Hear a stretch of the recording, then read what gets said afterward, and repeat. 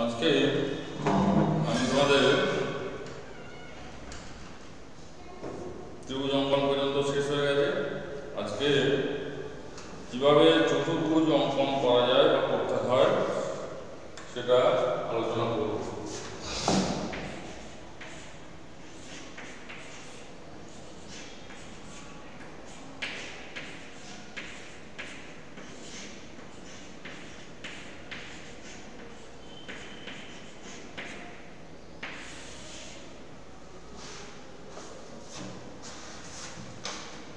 আমাদের বইয়ে 240 পৃষ্ঠাতে আছে।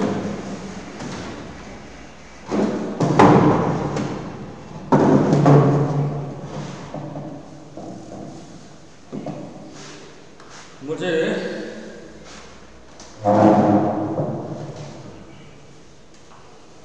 আমরা নানা ধরনের চতুর্ভুজ কেটে পিচবোর্ডে আটকেছি। সেই চতুর্ভুজ ভাঁজ করে যেগুলি পেয়েছি সেগুলি লিখেছি। আজকে নানা দৈর্ঘ্যের কাঠি দিয়ে সুতো বেঁধে নানা ধরনের চতুর্ভুজ তৈরি করব।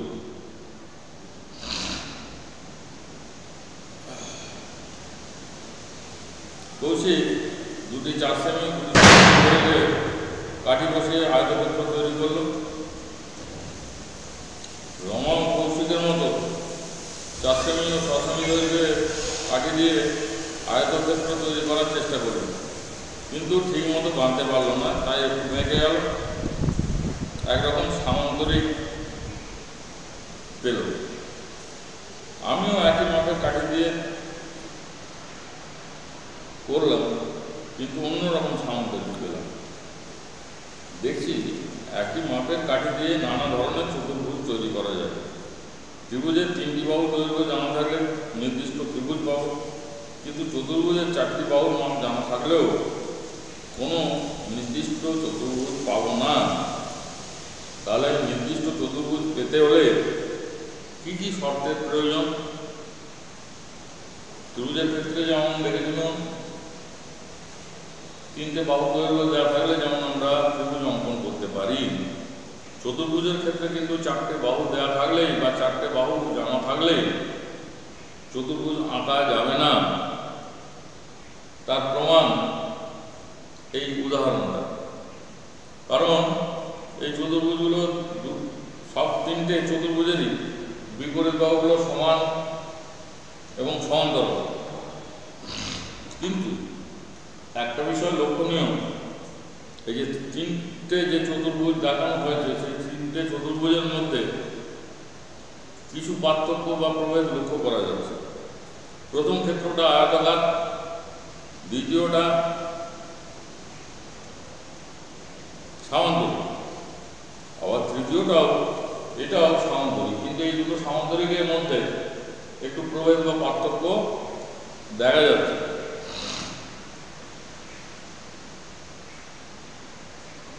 মাঝখানে যেটা আছে ওই সামান্তরিকটা নিচের ভূমি একদম বাঁদিকের কোণটা সূক্ষ্মকোণ, আর একদম নিচের ছবিটা একদম নিচের বাঁদিকের কোণটা স্থূলকোণ। জয়িতা আরও একটি কাঠি কোণে কোণে আটকে একটি নির্দিষ্ট চতুর্ভুজ তৈরি করার চেষ্টা করলো। জয়িতা করলো বিপরীত বাহুগুলো 6 সেমি, দৈর্ঘ্যের দিক বরাবর বাহুগুলো 6 সেমি, আর প্রস্থের দিক বরাবর বাহুগুলো হচ্ছে 4 সেমি। তাহলে নির্দিষ্ট চতুর্ভুজ পাওয়ার জন্য শুধু 4টি বাহুর দৈর্ঘ্য জানা থাকলেই হবে না, তাদের একটি কর্ণের দৈর্ঘ্য জানতে হবে। তাহলে আগে নির্দিষ্ট ত্রিভুজ আঁকার জন্য যেগুলো জেনেছি সেগুলো হচ্ছে 3টে বাহুর দৈর্ঘ্য জানা থাকলে ত্রিভুজ যেমন আঁকা যায়। আরও কি কি? 2টো বাহু আর তাদের অন্তর্ভুক্ত কোণ জানা থাকলে ত্রিভুজটা আঁকা যায়। আবার একটা বাহু সংলগ্ন 2টো কোণ যদি দেওয়া থাকে তাহলেও ত্রিভুজটা আঁকা যায়। আবার সমকোণী ত্রিভুজের ক্ষেত্রে অতিভুজ আর সমকোণ সংলগ্ন যে কোনো একটা বাহু যদি দৈর্ঘ্য জানা থাকে তাহলেও ত্রিভুজটা অঙ্কন করা যায়। চতুর্ভুজ অঙ্কনের ক্ষেত্রে যে শর্তগুলো জানা দরকার সেগুলো হচ্ছে, 1 নম্বরটা হচ্ছে 4টে বাহুর দৈর্ঘ্য আর একটা কর্ণের দৈর্ঘ্য যদি জানা থাকে তাহলে চতুর্ভুজটা আঁকা যাবে।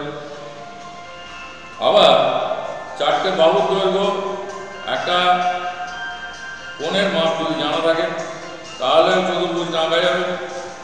3টে বাহুর দৈর্ঘ্য আর দুটো অন্তর্ভুক্ত কোণ যদি জানা থাকে তাহলেও চতুর্ভুজটা আঁকা যাবে।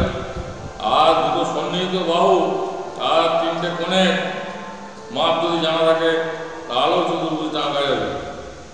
আবার যখন কোনো বিশেষ ধর্ম জানা থাকবে, যেমন বর্গক্ষেত্রের ক্ষেত্রে, যদি বর্গক্ষেত্রের কর্ণের দৈর্ঘ্য জানা থাকে তাহলে বর্গক্ষেত্রটা অঙ্কন করা সম্ভব হবে। এবারে দেখো, তাহলে এই 5টা শর্তে চতুর্ভুজ অঙ্কন করা সম্ভব। 4টে বাহুর দৈর্ঘ্য যদি দেওয়া থাকে আর একটা কর্ণের দৈর্ঘ্য, 4টে বাহুর দৈর্ঘ্য একটা কোণের পরিমাপ, 3টে বাহুর দৈর্ঘ্য দুটো অন্তর্ভুক্ত কোণ, দুটো সন্নিহিত বাহু, 3টে কোণের মাপ। আর যখন কোনো বিশেষ ধর্ম যেমন বর্গক্ষেত্রের কর্ণের দৈর্ঘ্য এগুলো যদি জানা থাকে তাহলে আমরা চতুর্ভুজ অঙ্কন করতে পারবো। এবারে দেখো 241 পৃষ্ঠায়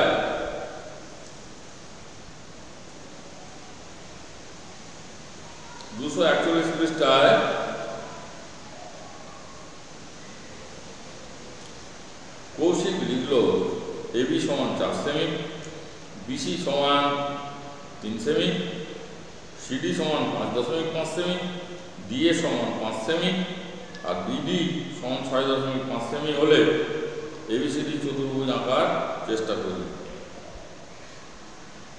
এখন রমা স্কেল আর পেন্সিল কম্পাসের সাহায্যে বা স্কেল আর পেন্সিল দিয়ে একটা খসড়া ছবি আঁকলো। এবারে তাহলে ওটা খসড়া ছবি, ওটা প্রকৃত ছবি নয়। প্রকৃত ছবি আঁকতে গেলে এই বাহুর দৈর্ঘ্যটা 4 সেমি করে আঁকতে হবে, BC 3 সেমি করে আঁকতে হবে, CD 5.5 করে আঁকতে হবে, DA 5 সেমি করে আঁকতে হবে আর BD 6.5 করে আঁকতে হবে, নিয়ে আঁকতে হবে। তাহলে এই 5টা দৈর্ঘ্যের সমান করে 5টা রেখাংশ, সরল রেখাংশ অঙ্কন করা হলো। এবারে কিভাবে অঙ্কন করব সেটা 242 পৃষ্ঠাতে দেখানো হয়েছে। দেখো, প্রথমে স্কেলের সাহায্যে BX রেখা যে কোনো রশ্মি অঙ্কন করা হলো। দেখতে পাচ্ছ? একে পেন্সিল কম্পাসের সাহায্যে 6.5 সেমি দৈর্ঘ্যের ব্যাসার্ধ নিয়ে BD সরল রেখাংশ কেটে নিলাম। তার মানে কর্ণের দৈর্ঘ্যের সমান ব্যাসার্ধ নিয়ে একটা রশ্মিটা থেকে একটা রেখাংশ কেটে নেওয়া হবে, যার নাম হলো BD। এরপর রমার পেন্সিল দিয়ে আঁকা খসড়া ছবি দেখে ত্রিভুজের বাহু বাহু বাহু পদ্ধতিতে ত্রিভুজ ABD পেলাম।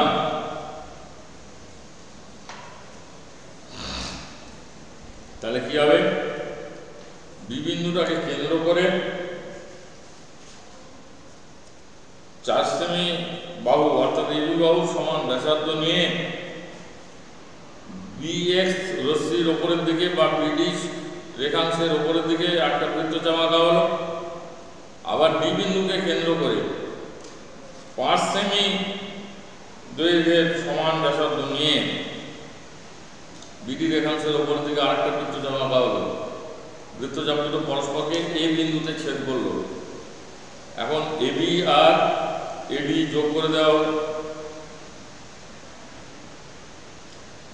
এবারে BD সরলরেখাংশের যেদিকে A বিন্দু আছে সি বিন্দুটা তার বিপরীত দিকে আছে, তাই ডি বিন্দুকে এবং বি বিন্দুকে কেন্দ্র করে যথাক্রমে 5.5 সেমি ও 3 সেমি দৈর্ঘ্যের ব্যাসার্ধ নিয়ে দুটো বৃত্তচাপ আঁকলাম নিচের দিকে। বৃত্তচাপ দুটো পরস্পরকে সি বিন্দুতে ছেদ করলো। এখন বিসি আর ডিসি যোগ করা হলো, তাহলে কি ত্রিভুজটা পেলাম? নিচের দিকে পেলাম বিসিডি ত্রিভুজ। আর চতুর্ভুজটা কি পেলাম? এবিসিডি চতুর্ভুজ, যার এবি বাহুর দৈর্ঘ্য 4 সেমি, বিসি বাহুর দৈর্ঘ্য 3 সেমি, সিডি বাহুর দৈর্ঘ্য 5.5 সেমি আর ডিএ বাহুর দৈর্ঘ্য 5 সেমি আর বিডি কর্ণের দৈর্ঘ্য 6.5 সেমি। এবারে নিজে করি 21.1। আমি একটি চতুর্ভুজ আর ইএসটি আঁকি, যার আর ই সমান 6 সেমি, ইএস সমান 4.5 সেমি, এসটি সমান 5 সেমি, টিআর সমান 5.5 সেমি আর ইটি সমান 7.5 সেমি। একই রকমভাবে করা যাবে।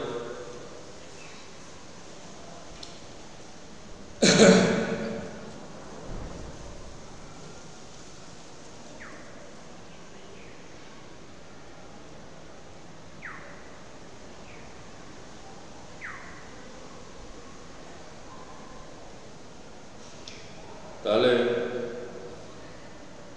কি করতে হবে তোমাকে? স্কেল আর পেন্সিল নিয়ে ওই 6 semi, 4.5 semi, 5 semi, 5.5 semi, 7.5 semi এই 5টা দৈর্ঘ্যের রেখাংশ অঙ্কন করতে হবে। আঁকার পর একই রকমভাবে আগের যে অঙ্কনটা তোমাদের বইতে দেখানো আছে 241 পাতায় আর 242 পাতায়, সেরকমভাবে আঁকতে হবে, কিছু কঠিন নয়। আর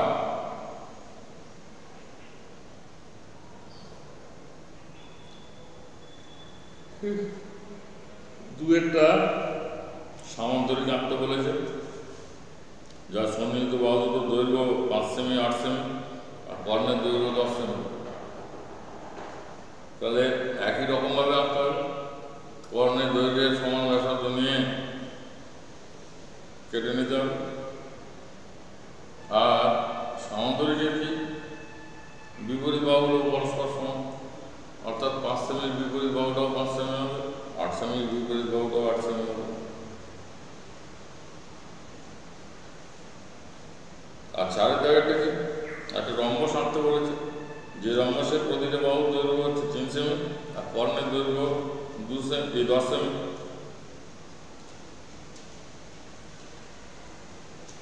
আমরা কি জানি? রম্বসের প্রতিটি বাহুর দৈর্ঘ্য বর্গক্ষেত্রে যেমন প্রতিটি বাহুর দৈর্ঘ্য সমান, তেমনি রম্বসেরও প্রতিটি বাহুর দৈর্ঘ্য সমান। তাহলে একই রকমভাবে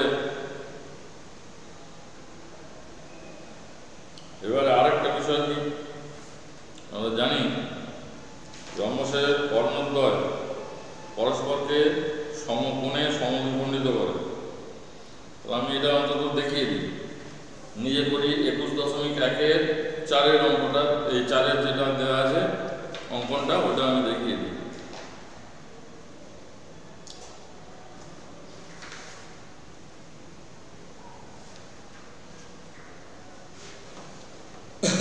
একটা রম্বসের বাহুর দৈর্ঘ্য দেওয়া আছে 3 সেমি আর কর্ণের দৈর্ঘ্য দেওয়া আছে 10 সেমি।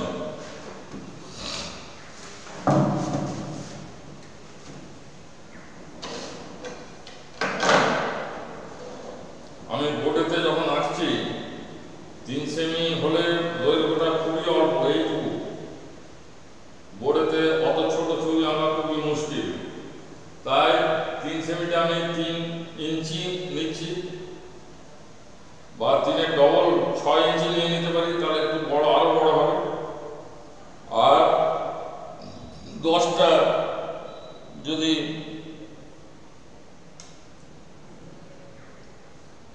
1.5 গুণ যদি করে দিই 3-এর 1.5 গুণ হচ্ছে 4.5 ইঞ্চি, আর 10-এর 1.5 গুণ হচ্ছে 15 ইঞ্চি। তাহলে 4.5 ইঞ্চিটা আগে আঁকি।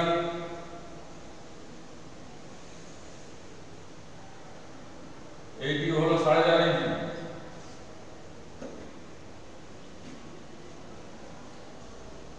আর 10-এর 1.5 গুণ হচ্ছে 15 ইঞ্চি।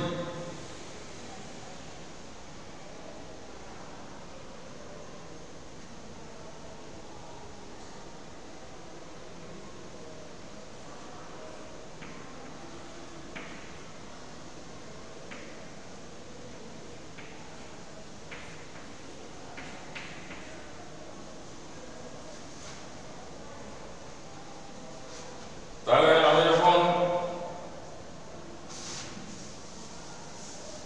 রেখা রশ্মিটা অঙ্কন করব, সে রশ্মিটার দৈর্ঘ্য 15 সেমি থেকে বড়, অর্থাৎ এই স্কেলটার থেকেও আর একটু বড় মাপ নিয়ে আঁকতে হবে, নাহলে তো তার থেকে 15 সেমি কাটা সম্ভব হবে না।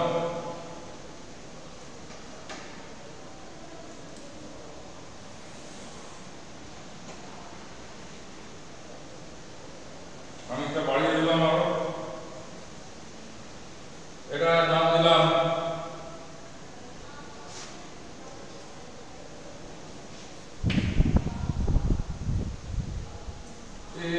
x। একটা রশ্মি অঙ্কন করলাম, x রশ্মি এই বিন্দুকে কেন্দ্র করে প্রদত্ত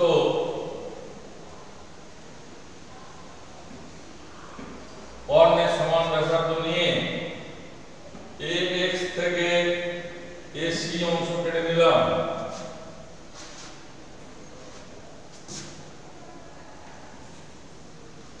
এবার কি হবে, এখান থেকে যদি 3 কাটি, এই 3 মানে এখানে 4.5 যদি কাটি এইটুকু হবে, এখান থেকে যদি 4.5 কাটি এইটুকু হবে।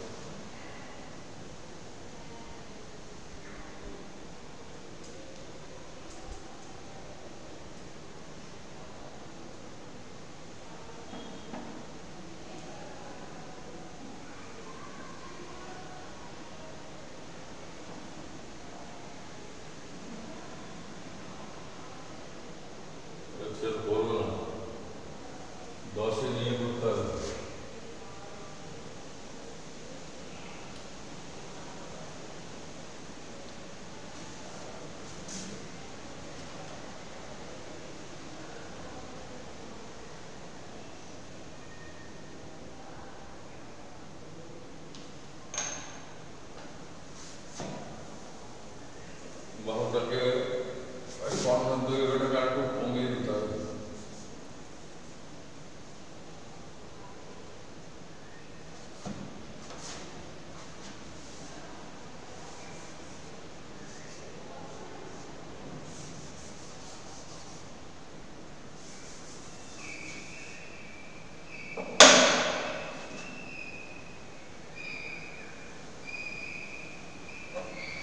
মেপে দিতে হবে।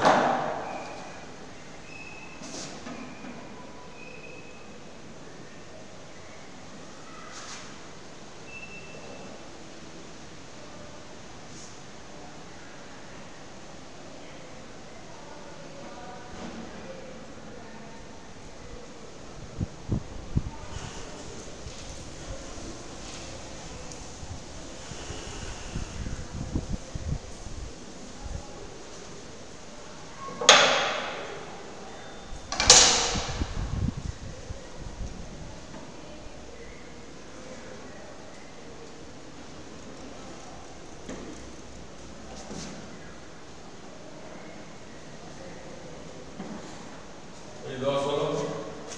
এবারে আমরা কি জানি রম্বসের কর্ণ দুটো পরস্পরকে সমকোণে সমদ্বিখণ্ডিত করে।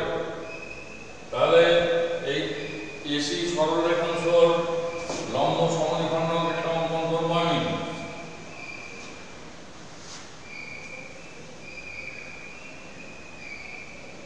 কি করে পাবো? অর্ধেকের বেশি রাখার জন্য উপরে বৃত্তচাপ নিচে বৃত্তচাপ, আবার এখানে বসিয়ে উপরে বৃত্তচাপ নিচে বৃত্তচাপ, এই বাহু বরাবর টানবো, এই ছেদবিন্দু বরাবর টানবো, তাহলে আর একটা কর্ণ এই রেখাংশটার উপর অবস্থান করবে এবং এই বিন্দুটা হবে এই কর্ণটার মধ্যবিন্দু, অর্থাৎ এইদিকে 5 ইঞ্চি, এইদিকে 5 ইঞ্চি নিয়ে নিতে হবে।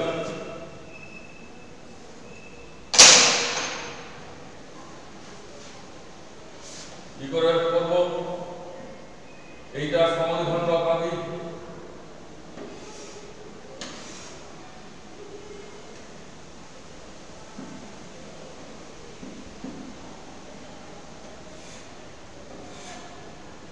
এটা টানতেও পারো, আর না হলে স্কেলটা বসিয়ে এর মধ্যবিন্দুটাতে একটা দাগ দিয়ে নিতে পারো। টানলেও হবে, না টানলেও চলবে, শুধু এই মধ্যবিন্দুটাতে একটা দাগ দিয়ে নিতে হবে।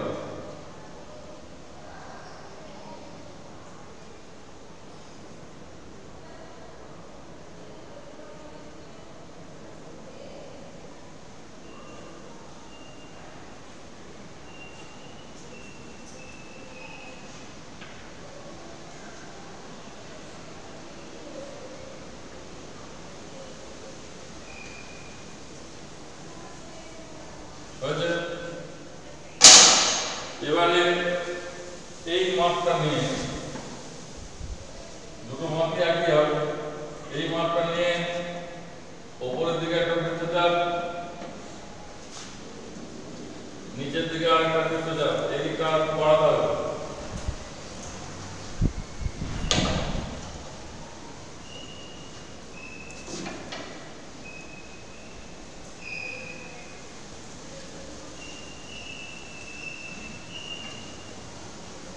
এবারে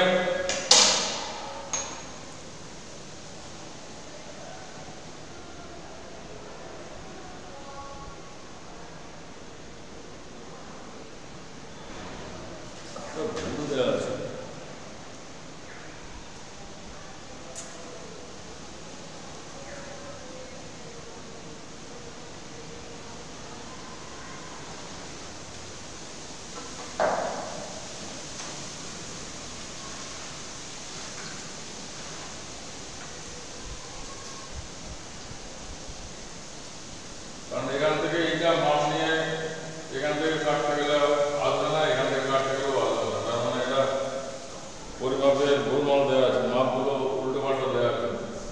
এই মাপ নিয়ে লম্ব আঁকা যাবে না।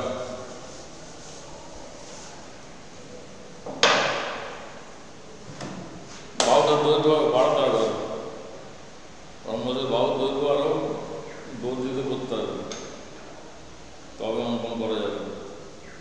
এবারে চতুর্ভুজে যদি দুটো কর্ণের দৈর্ঘ্য আর যে কোনো 3টে বাহুর দৈর্ঘ্য যদি দেওয়া থাকে, তাহলে কীভাবে চতুর্ভুজ আঁকা যায় 243 পৃষ্ঠাতে দেখানো হয়েছে। সেইগুলো দেখে তোমরা 244 পৃষ্ঠায় যে নিজে করো 21.2 দেওয়া আছে, সেইগুলো দুটো দেওয়া আছে, সেই অঙ্কনগুলো তোমরা করতে পারবে। চতুর্ভুজে দুটো কর্ণের দৈর্ঘ্য দেওয়া আছে, 3টে বাহুর দৈর্ঘ্য দেওয়া আছে।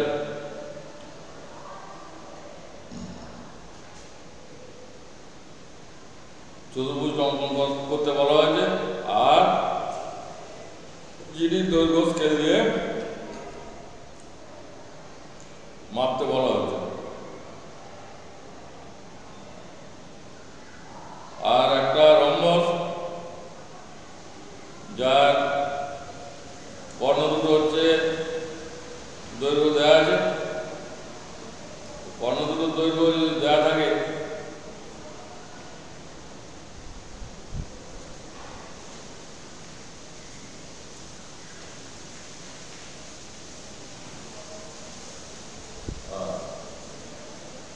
কর্ণধারের দৈর্ঘ্য দেওয়া আছে, কর্ণটা আঁকতে বলেছে।